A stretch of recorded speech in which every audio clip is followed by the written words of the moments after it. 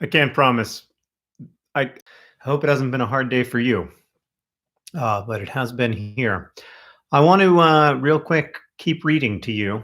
For those of you who don't know, which is probably a fairly high percentage of you, it occurs to me. I read a little bit of a thing that I've been working on because there's no time like the present.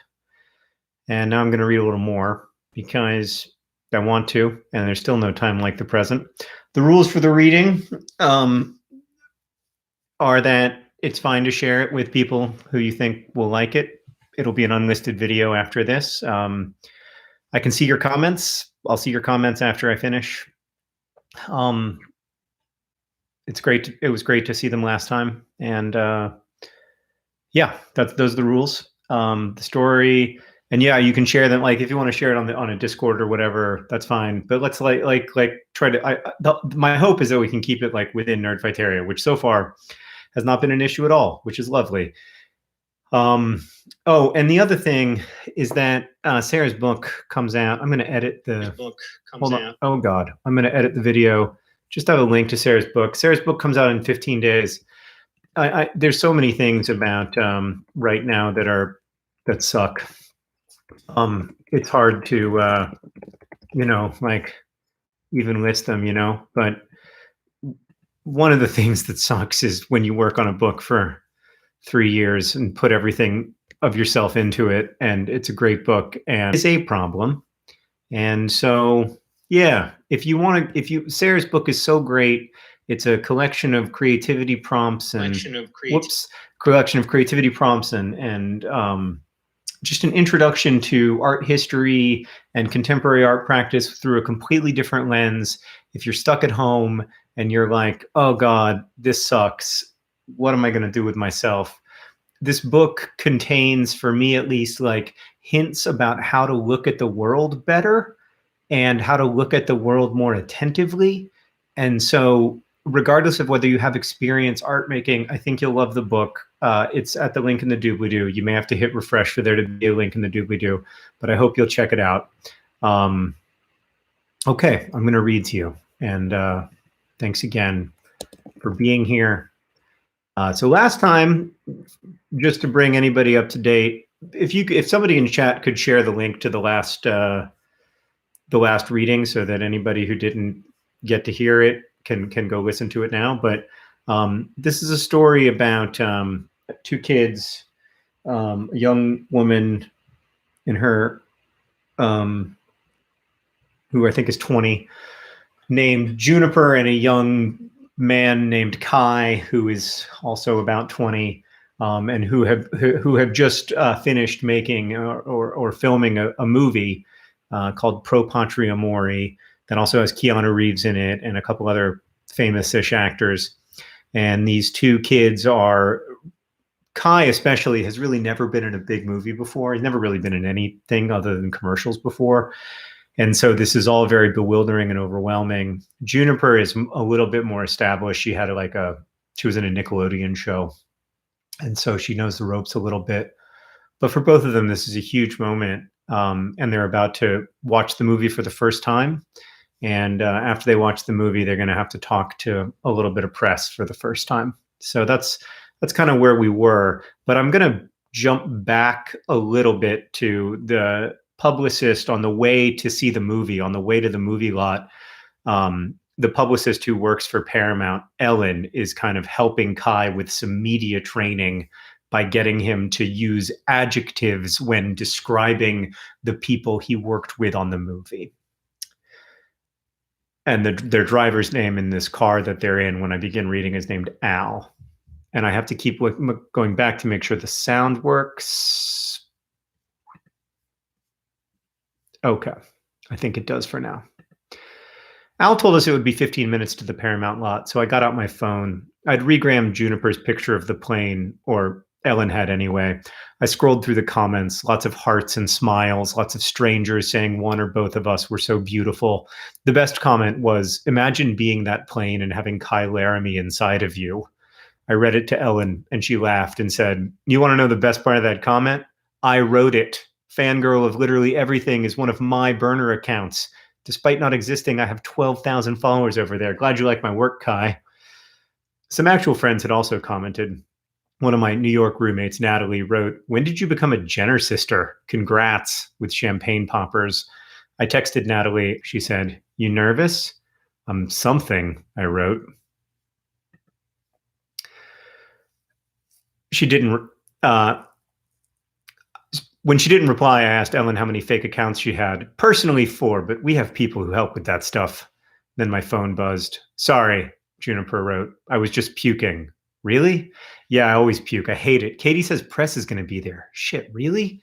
"Yeah, and Catherine and maybe Keanu." Catherine was the director. "Now I'm going to puke," I wrote. Ellen looked up from her phone and said, "Apparently there's going to be a bit of press there. You won't need to talk to them except to say hello, but if you do accidentally end up saying more than hello to anyone, we're going to practice adjectives." Adjectives? "Yeah, adjectives, Kai. We'll save the proper media training for another day, but I assume you attended 4th grade and remember adjectives. When press asks you about the movie or the cast or other people, you use adjectives. Juniper, for instance, is dreamy." "Juniper isn't dreamy," I said. It's a goddamn example." I could feel her nerves, and that made me feel mine. "Okay. You tell me adjectives, I tell you if they're good adjectives." "Keanu." "What?" "Keanu, adjectives." I said kind, smart, hurt, distant. Hurt and distant are bad. Loving, supportive, mentor. Mentor's not an adjective, but it's good. Great. Okay, Catherine. Terrifying? Well, terrifying is definitely bad. Brilliant, I said. Bold, confident? Yes. Dedicated? I said passionate? Love it. Juniper. I said. She groaned. Is bad, Kai. I said, I don't really know Juniper. We were on set together for a week. I like her? I liked her? Ellen exhaled through clenched teeth. Present tense, Kai. She is not deceased. You like her, present tense. I like her, yes. Juniper is thoughtful, careful. What else? She said. Worried?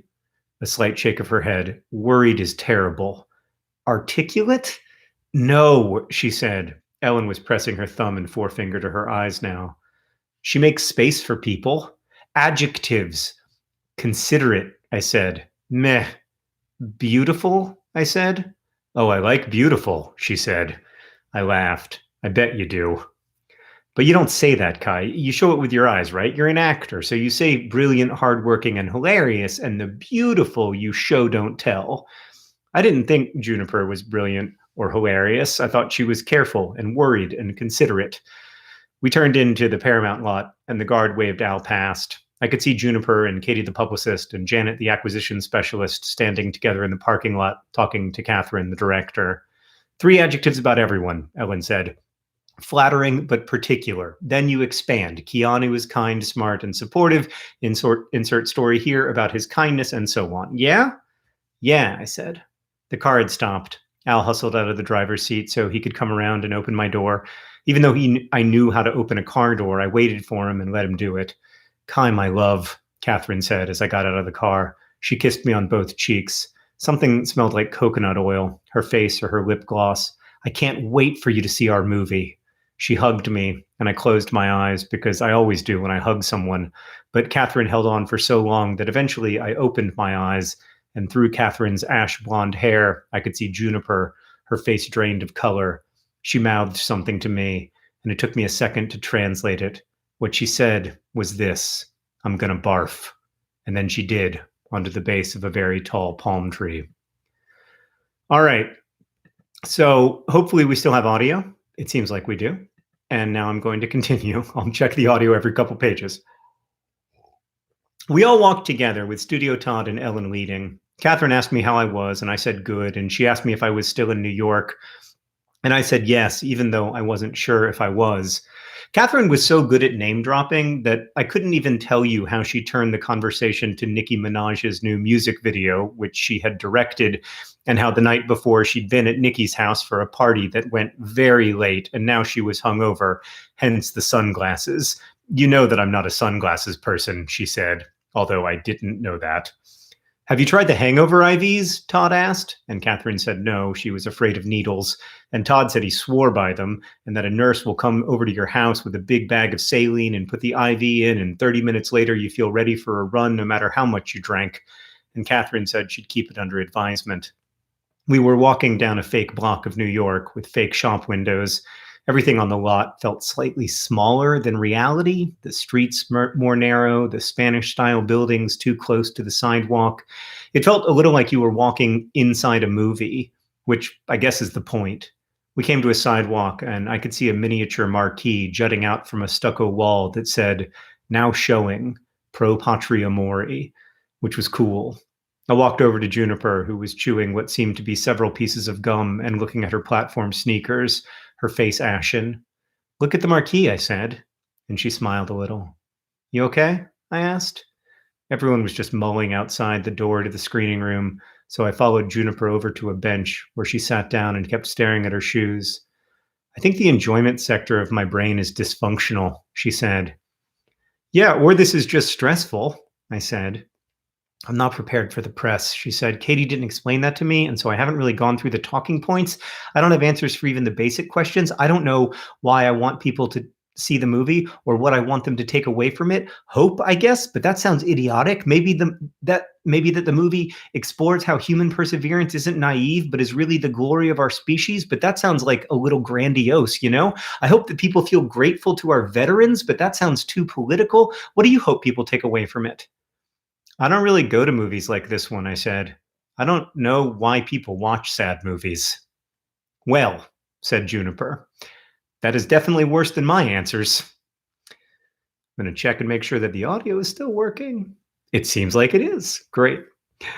Studio Todd's shadow arrived at the bench just before he did, and he said, "The movie is a celebration of the human spirit and the power of love." And then Katie, the publicist, was there with us saying, "Jesus Christ, Todd, do you write greeting cards for a living? We want people to leave the theater thinking that Juniper Stallworth deserves an Oscar." "Can I get a little air?" Juniper said quietly, and everyone took a few steps back. I started to stand up off the bench, but she grabbed my wrist and said, "Not you. Can you stay?" And I said, "Of course." And she looked at me and said, "Sorry if my breath smells like puke." And I said, "It doesn't," even though it did a little. And she said, "Can we do this together?" "This?" I said. All of this? Like all of it together? Just not alone? Can we do the press and the... I like you, Kai. You make me feel less like barfing." "Thanks. So can we do this together?" And I said, "Of course." And when I looked up, I saw that Ellen and Katie were both taking pictures of us. Catherine came and sat between us then. She put an arm around Juniper and started half whispering to her, "Listen, I know you're nervous, but they flew you out here on the Paramount plane because they love this movie. If they didn't, you'd be sitting in seat 23D on Delta, trust me." And then she stood up. Catherine is a large woman, tall and always in heels. I know the word statuesque means something particular, but Catherine is actually statuesque. As we walked into the theater down a long, dimly lit hallway, Catherine just kept talking to us. "I hear Brian Arewas wants you both for Gods of Andromeda. He's a genius. I love him, like an actual genius. I told him you're both amazing and that he had to hire you. You're both about to just explode. You know he doesn't have an assistant? Never has. Answers his own phone. Isn't that amazing? The best always have time for everyone. Speaking of the best," she said, and as we turned into the theater, there was Keanu.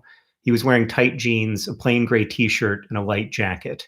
People were surrounding him in an awkward half circle, but they parted when he stepped toward Catherine and hugged her. Let's check the sound. Keanu's here. Yes. Okay. "How are you?" Catherine said. "I haven't seen you since Kim's wedding." I've barely seen myself since Kim's wedding," Keanu answered. Then he saw us and hugged us together and told us he missed us. He smelled like cigarette smoke. He'd chewed Nicorette the whole time we were in Louisiana, but without ever quite quitting. He told me during one all-night shoot, "The thing no one ever tells you about smoking is how great it is, the jolt of giving into it. I need a cigarette, so I have one. Needing a cigarette is the only problem in my life I know how to solve." I'd asked him for a cigarette then, and he'd laughed so hard before saying, "No way, kid." "These are my kids," Keanu said to the people gathered about. "They're so brilliant. I can't wait for you to see them in this film." The theater was small, maybe 25 seats. Katie, the publicist, Ellen, and Studio Todd made introductions. This is Caitlin, the editor of the movie. This is Jill from The New Yorker. This is Tyrell from The Wall Street Journal. This is Mark from Entertainment Weekly. Studio Todd walked Juniper and I to a row of seats in front of the press, and I sat down next to her. Keanu sat a few seats over, and then everyone else filled in behind us. The already dim lights grew fainter, and I thought about the first time I met Keanu. The producers of the movie, Jenny and Lon, were in a van with me, and Lon was talking nonstop about how excited he was, how absolutely excited. Lon was absolutely everything, absolutely sure the movie would succeed, absolutely overjoyed to tell me I'd been cast, absolutely positive we did not need more coverage of that shot, and so on. The van stopped, and I got out at last, and Keanu was standing there looking absolutely like Keanu Reeves, and he said, "Hey, kid." And then he asked, "You a hugger?" And I hugged him around his waist, and he put one arm around me, and he said,